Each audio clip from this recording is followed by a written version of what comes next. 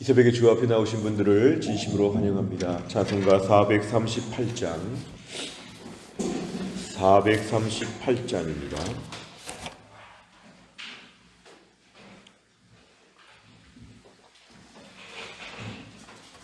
438장 찬양 드리겠습니다.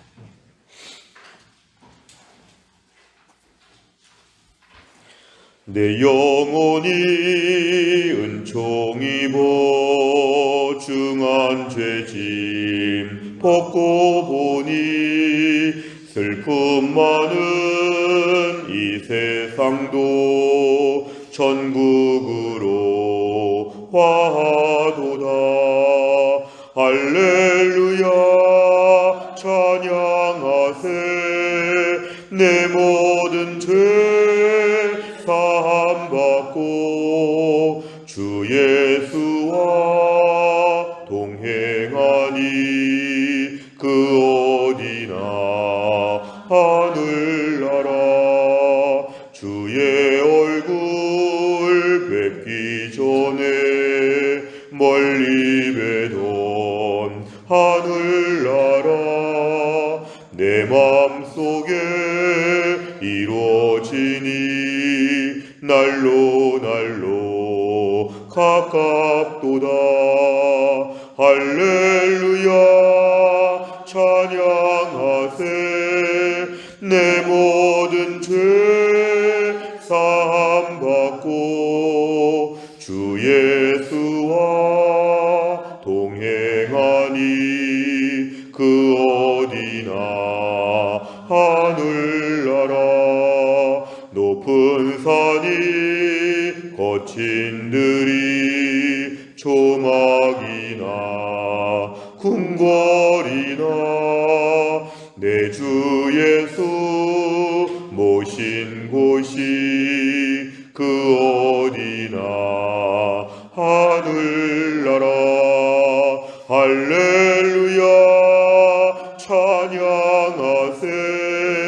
내 모든 죄 사함받고 주 예수와 동행하니 그 어디나 하늘나라. 아멘. 하나님 말씀은 출애굽기 21장 1절부터 11절입니다. 구약성경 113페이지 출애굽기 21장 1절부터 11절입니다.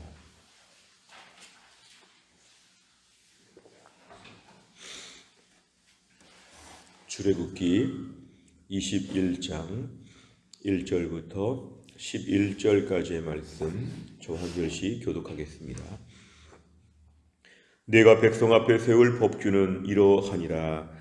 내가 히브리 종을 사면 그는 6해 동안 섬길 것이요 7째 해에는 몸값을 물지 않고 나가 자유인이 될 것이며, 만일 그가 단신으로 왔으면 단신으로 나갈 것이요 장가들었으면 그의 아내도 그와 함께 나가려니와, 만일 상전이 그에게 아내를 주어 그의 아내가 아들이나 딸을 낳았으면 그의 아내와 그의 자식들은 상전에게 속할 것이요 그는 단신으로 나갈 것이로되, 만일 종이 분명히 말하기를 내가 상전과 내 처자를 사랑하니 나가서 자유인이 되지 않겠노라 하면, 상전이 그를 데리고 재판장에게로 갈 것이요 또 그를 문이나 문설주 앞으로 데리고 가서 그것에다가 송곳으로 그의 귀를 뚫을 것이라. 그는 종신토록 그 상전을 섬기리라. 사람이 자기의 딸을 여종으로 팔았으면 그는 남종같이 나오지 못할지며, 만일 상전이 그를 기뻐하지 아니하여 상관하지 아니하면 그를 속량하게 할 것이나, 상전이 그 여자를 속인 것이 되었으니 외국인에게는 팔지 못할 것이요, 만일 그를 자기 아들에게 주기로 하였으면 그를 딸같이 대우할 것이요, 만일 상전이 다른 여자에게 장가들지라도 그 여자의 음식과 의복과 동침하는 것은 끊지 말 것이요. 같이 읽습니다. 그가 이 세 가지를 시행하지 아니하면 여자는 속전을 내지 않고 거저 나가게 할 것이니라. 아멘.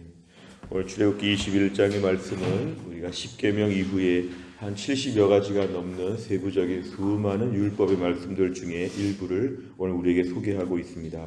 오늘은 특별히 종에 관한 그러한 법이 소개가 되고 있습니다. 2절에 보니까 히브리 종을 산다 그랬습니다.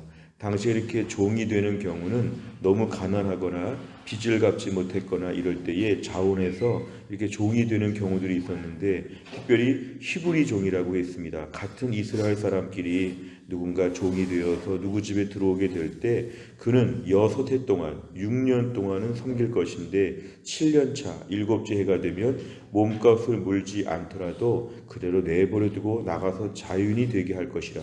그래서 7년차를 해방년이라고 합니다. 해방년. 이제 6년 동안 일했으면 다 됐다.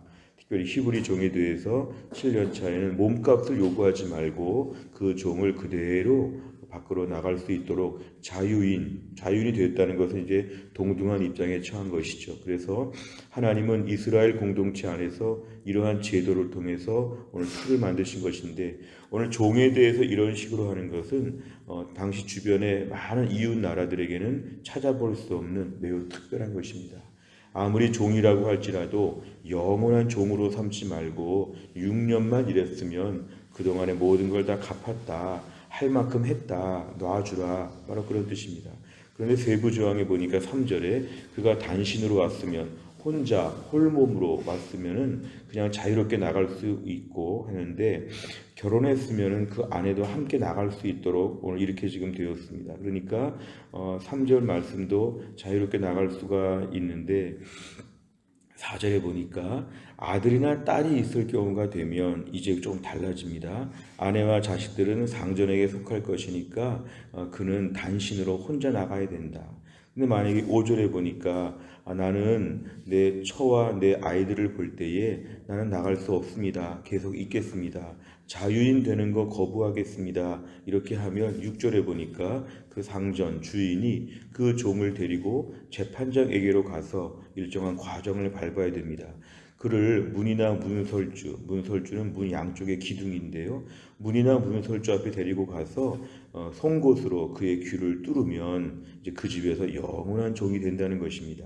이제 6년, 7년 이런 거 관계없이 평생 동안 그 집에서 종이 되어 사는 것인데, 이게 분명히 선택 사항이었습니다.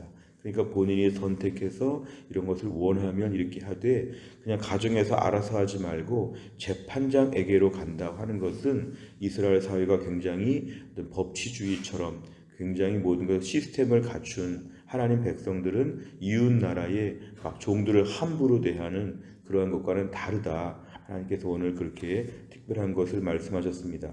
근데 오늘 7절에 보니까 지금까지는 남종에 대한 것인데 여종에 대한 것입니다. 여자일 경우에는 조금 다르다. 8절에 보니까 상전이 그를 기뻐하지 아니한다. 그래서 이것은 흔히 이렇게 여종으로 갔을 경우에 그 집에 첩이 되는 경우도 있었다고 하는데요. 첩이 되는 것이라면은 첩이 상관하지 아니한다. 이것은 첩이 안 될 경우에는 그도 역시 남종처럼 그냥 6년차, 7년차가 되면 이제 나가게 된다는 것인데, 그 여자를 외국인에게는 팔지 못한다. 이렇게 되었습니다. 왜냐하면 외국인에게 판다는 것은 기본적으로 이것은 하나님께서 허락하지 않는 것입니다. 히브리인 사회에서 종에 대한 모든 것이 다 완료가 되어야 되기 때문에 팔 수가 없다는 것이고, 9절에 보니까 만일 그를 자기 아들에게, 이거 며느리 삼았다는 것인데요, 며느리가 되었다면 딸같이 대우한다. 당시 종에 대한 제도 중에서 이렇게 딸이라고 하는 개념을 말씀하는 것은 하나님이 그 여자를 매우 인격적으로 대하는 것이죠. 종이 아니라 이제 며느리가 되었다. 그럼 며느리는 딸같이 대해야 된다. 이렇게 지금 종에 대해서 파격적인 대우를 말씀합니다. 오늘 10절에 보니까 상전이 다른 여자에게, 지금 오늘 종 중에서 이제 그 집에서 첩이 되고 그 집에서 살게 되었는데, 다른 여자를 또 아내를 맞이했을지라도 여러 가지 경우를 지금 다 얘기하는 것인데요. 그래도 음식과 의복과 동침하는 것은 끊으면 안 된다고 하십니다. 이것은 그 여자에 대해서 존중해 주는 차원이죠. 그래서 11절에 그가 이 세 가지를 시행하지 않는다. 음식과 의복과 동침하는 것을 시행하지 아니할 바에야 그 여자는 자유롭게 나갈 수 있도록 풀어줘야 된다. 종으로 생각하지 말고 풀어주어야 한다. 이렇게 말하고 있습니다. 오늘 본문의 말씀은 이스라엘 사회에도 그 시대에는 그 문화에서는 종이 있었는데 그 종에 대해서 함부로 볼 수 없고 주변의 다른 나라들에 비해서 하나님의 그 종의 제도는 인정하셨지만 그 시대에 종에 대해서 함부로 대하지 말고 존중해 볼 수 있도록 하나님 그렇게 말씀하셨습니다. 내용 관찰을 보시면 첫째, 히브리 종은 주인을 위해 몇 년을 섬긴 후 자유인이 됩니까? 그런데 2절에 보니까 6년 동안을 섬길 것이고 7년 차에 무조건 자유인이 된다. 두 번째를 보면 히브리 종이 자유를 거부하고 가족과 함께 하기 위해서는 어떻게 해야 합니까? 5절과 6절에 보면은 나는 자유인이 되지 않겠다. 나는 내 처자를 사랑해서 나갈 수가 없다. 이렇게 할 경우에는 그 의사를 확인하고 재판장에게로 데리고 가야 되고 그 귀에 구멍을 뚫어서 영원토록 그 집의 종이 되는 것으로 이렇게 모든 과정을 반드시 밟아야 된다. 그 종의 선택과 권리를 존중하도록 이렇게 말씀했습니다. 세 번째를 보면 하나님께서는 왜 종교적 율법보다 노예 제도에 대한 법규를 자세히 설명하십니까? 오늘 본문에 등장하는 부분은 매우 자세하고 여러 경우의 수를 지금 다 얘기해서 아주 풀어서 말씀하고 있습니다. 사실은 당시에 노예 제도에 대한 이런 것은 다른 나라에는 이런 것이 아예 존재하지도 않는, 종은 사람으로 치지도 않는, 몇 년 동안을 일하든지 밥을 주든지 옷을 주든지 여러 가지 경우에 아무것도 대책이 없는 우리와 다른 사람인 것처럼 했던 그런 시대 가운데 하나님은 노예 제도에 대해서 매우 관심을 갖고 계셨습니다. 그래서 의사를 반드시 파악해야 되고 기본적인 필요한 부분은 꼭 채워줘야 되고 특별히 아내로 맞이했거나 며느리로 맞이했거나 그럴 때는 함부로 대할 수 없도록 반드시 말씀하셨습니다. 이것은 하나님께서 오늘날 선택을 할 수 있는 권리를 주시고 필요한 것을 채워주시는 것은 하나님이 당시에 약한 자들을 향해서 하나님 배려하신다는 것을 우리에게 보여줍니다. 결국 하나님께서는 모든 사람의 하나님이시기 때문에 하나님은 상전, 주인들의 하나님이시기도 하지만 종들의 하나님이시기도 하기 때문에 이 종에 대해서 함부로 대할 수 없도록 하나님이 아예 이거를 율법적인 조항을 말씀하면서 이 부분을 비교적 앞부분에 있어서 꼭 말씀하고 있습니다. 사회에 관한 모든 법들이 계속 이어지는데 오늘 종에 관한 법이 매우 앞부분에 와 있다는 것은 이것을 매우 강조하는 것이죠. 우리가 신약시대의 초대교회 때들 보면 초대교회 안에도 주인도 있고 종도 있고 다 그랬는데 불구하고 하나님이 종들을 함부로 대하지 말도록 우리가 오늘 말씀을 좀 우리의 삶에 묵상해 본다고 하면 우리의 삶에 있어서도 우리에게 좀 낮은 사람들, 우리보다 좀 부족해 보이는 사람들, 내가 함부로 대해도 사회적인 통념으로 용납될 수 있는 여러 가지 그런 사람들이 있을 때, 나에게 적극적으로 대항하지 못하는 약한 사람들이 있을 때, 심지어 가정의 자녀를 포함해서 우리 주변의 모든 사람들에 대하여서 함부로 대하지 말라는 것입니다. 왜냐하면 하나님 기본적으로 사람을 만드실 때 하나님의 형상으로 만드셨기 때문에 모든 사람에 대해서 함부로 낮춰서 보지 못하도록 하는 것이 오늘 하나님의 가르치는 정신이었습니다. 하나님께서 이스라엘 백성들 사실 애굽에서 노예 생활을 430년 동안 했기 때문에 노예 생활했던 이스라엘 백성들 앞에 너희는 그렇게 하면 안 된다. 애굽에서처럼 너희가 당한 것처럼 너희는 그런 것들을 절대로 하면 안 된다. 오늘날 우리의 삶 가운데도 직장에서 나보다 밑에 있는 사람들이나 또는 내 주변에 나보다 이런저런 이유로 나보다 좀 밑에 있는 사람들을 대할 때에 부족한 사람들을 대할 때 그 인격체로서의 존중 안 맞을 수는 있지만 또한 여러 가지 역할은 다를 수 있지만 지위와 직임이 다를 수 있지만 존중해서 보라는 것입니다. 함부로 대하지 말고 그 사람의 필요한 것들, 그 사람의 선택과 모든 것들을 존중해 주면서 잘 대하는 것이 오늘 본문의 하나님의 백성의 새로운 법이다. 이렇게 오늘 말씀합니다. 네 번째를 보면 종일지라도 인간의 존엄성을 지킬 수 있도록 선택권을 주시며 약자를 배려하는 하나님 말씀에서 무엇을 느낍니까? 혹시 우리가 오늘 있는 자리에서 왜 약자에 대해서 배려하고 있는가 이 부분을 좀 돌아볼 때가 있습니다. 과연 우리는 가정에서 우리 아이들이나 우리 부모님이나 연약한 분들 또 내 주변의 분들을 얼마나 배려하고 있는가? 혹시 말로서나 생각으로서나 함부로 대하지 않는가? 우리 주변의 약한 자들 향해서 더 마음의 긍휼의 마음을 품는 것이 우리에게 참 중요합니다. 때로는 우리가 신앙생활을 열심히 하는데요, 예배 열심히 드리고 말씀과 기도 생활 열심히 하는데 종종 우리의 삶에는 이런 부분이 취약할 수 있습니다. 때로는 믿음이 좋은 분들 중에 오늘 본문 같은 부분이 취약할 수 있습니다. 과거의 교회사 역사를 보면 청교도 역사나 또 미국의 정착 이야기를 보면은 사실은 믿음이 좋다고 하면서도 노예에 대해서 함부로 하고 우리 주변에 이런 부족한 부분이 참 많았습니다. 어떤 분들은 직장 생활하면서 자신의 밑에 있는 분들을 향해서 유난히 함부로 대하는데 교회에서 중직자다, 이런 경우도 우리가 종종 있습니다. 오늘 본문은 우리에게 매우 솔직한 우리의 부족한 부분을 드러내는 것입니다. 우리 안에서 오늘 성령께서 내 주변에 나보다 밑에 있는 사람들에 대해서 얼마나 존중하는가, 그동안 이 부분이 좀 취약했다면 우리가 오늘 결심을 하고 내 주변에 있는 사람들을 배려하는, 오늘 본문의 히브리 종 같은 내 안에 있는 모든 이런 마음들을 잘 섬기는 마음으로 바꾸어지도록 우리가 오늘 기도 제목입니다. 5번째를 보면 내가 하나님을 너무 사랑해서 스스로 종이 되어 섬기고 있는 영역은 무엇입니까? 주님의 마음과 시선으로 주위의 사람들을 바라보기 위해서 무엇을 실천하겠습니까? 그랬습니다. 오늘 내 주변에 약자가 누구인가? 내가 함부로 대해도 괜찮을 것 같은 사람은 누구였는가? 내가 실제로 좀 실수하고 말로 함부로 한 것이 누구였는가를 돌아보고 내 주변에 정말 잘 섬길 수 있도록 내 주변의 사람들을 향해서 하나님이 어떻게 보시는가, 우리가 함부로 대하지 아니하고 인격적으로 잘 존중하며 세워주는 것, 그것이 하나님 나라의 새로운 질서라는 것, 우리가 오늘 잘 순종하는 것이 기도 제목입니다. 우리 안에 거친 마음과 악한 마음들이 다 주의 은혜 가운데 부드러워져서 주변의 사람들, 특별히 약한 사람들을 사랑으로 잘 섬길 수 있기를 주의 이름으로 축원합니다. 기도하겠습니다. 하나님 아버지 감사합니다. 오늘도 이 새벽에 하나님께서 저희를 깨우시고 이 새벽에 저희가 일어나서 또 한날의 일과를 시작할 수 있도록 우리의 생명을 연장시켜 주신 것을 감사합니다. 오늘 저희의 기도 제목은 오늘 말씀을 볼 때 하나님의 시선으로 다른 사람을 바라보라고 하셨습니다. 아무리 종이라고 할지라도 기본적으로 그 종을 함부로 마음대로 대하지 아니하고 일정한 말씀에 따라서 그 종에 대해서 잘 응대하고 여러 가지로 배려하라고 말씀하셨습니다. 하나님 아버지, 오늘날도 우리의 심령 가운데는 우리 주변에 조금 약한 사람들을 볼 때 함부로 생각하고 함부로 대할 때가 참 얼마나 많은지 모릅니다.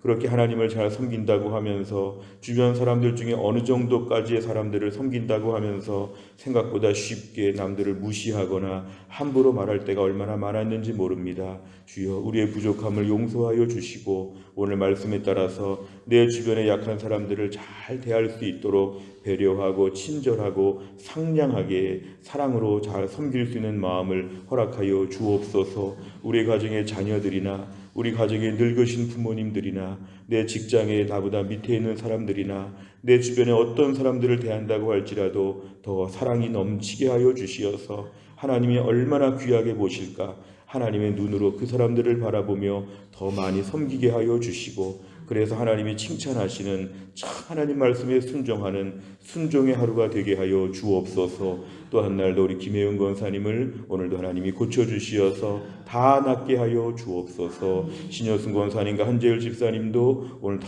투석을 잘 받게 하셔서 잘 회복될 수 있도록 함께 하여 주옵소서. 교회 안에 몸이 약한 분들, 또 하나님 아버지 마음이 약한 분들 하나님 붙잡아 주시옵고, 오늘도 공부한 우리 아이들 공부 잘하게 하시고, 직장과 사업장에서 열심히 일하는 우리 성도님들 그 일터에서 오늘도 하나님의 은혜를 경험하게 하여 주옵소서. 오늘 저녁에 제자훈련이 있습니다. 하나님 김주현 집사님, 맥미숙 집사님, 조윤희 집사님 오늘 제자훈련 잘 받게 하셔서 하나님 나라 일꾼으로 무장될 수 있도록 축복하여 주옵소서. 주님, 또 한날을 주님께 다 의탁합니다. 붙잡아 주옵소서. 예수님의 이름으로 기도하옵나이다.